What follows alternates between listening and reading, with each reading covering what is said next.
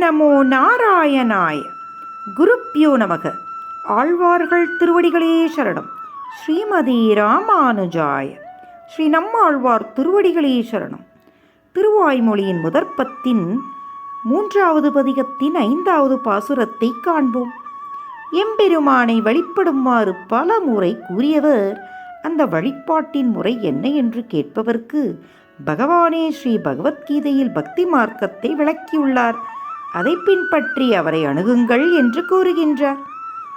பிணக்கார அறுவகை சமயமும் நெறி உள்ளி உரைத்த கணக்கரு நலத்தனன் அந்தம் இல்லாதி எம்பகவன் வனக்கூடைத்தவ நேரி வழி நின்று புறநெறிகளை கட்டு உனக்கும் மின் பசையார அவனுடைய உணர்வு கொண்டு உணர்ந்தே. அந்த காலத்தில் முரண்பட்ட 6 வகையான சமயங்கள் இருந்தன. சாக்கிய, உலுக்கிய, கபில, பதஞ்சலி, அஷப்பாத, ஷபநாக இவை கூறும் வழிகளை ஆராய்ந்து வேதத்தின் உள்ளடக்கத்தையும் ஆழமாக ஆராய்ந்து அதையே அவர் உள்ளி உரைத்த என்கின்றார். அர்ஜுனனின் நலன் கருதி அவருக்கு உரைத்த பகவத்கீதையை யாரும் குறை கண்டு பிடிக்க இயலாத அளவுக்கு ஸ்ரீ கிருஷ்ண பரமாத்மா விளக்கினார் என்கின்றார்.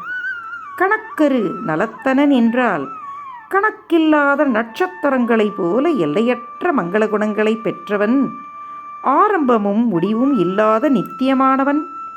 எம்பகவான் என்றால் ஸ்ரீமன் நாராயணனையே குறிப்பிடுகின்றது என்றும், மற்ற தேவர்களை பகவன் என்று மரியாதைக்கு புகழ்ச்சிக்கு கூறுவது என்றும், ஒரு தாயின் பாசத்தைப் போல நாம் அவரிடம் கேட்கும் முன்பே நம் மீது அன்பு கொண்டு நமக்கு கொள்கைகளை கீதையில் எடுத்துரைத்திருக்கின்றார் என்றும், வனக்குடை என்றால் அவரை வணங்கி அடைய பக்தி அல்லது தவநெறியின் வழியை பின்பற்றி, புறநெறி என்றால் இந்த பௌதீக உலகின் அனைத்து உபாயங்களை விடுத்து நம்முடன் ஒட்டி கொண்டிருக்கும் ருச்சி, சுவை, வாசனை, முன்வினை பதிவுகள் என்ற பசையை அகற்றி, ஆஹா அது மிகவும் கடினமானது என்றால் அந்த பசையை அகற்றுவதற்கு வழியும் கூறுகின்றார்.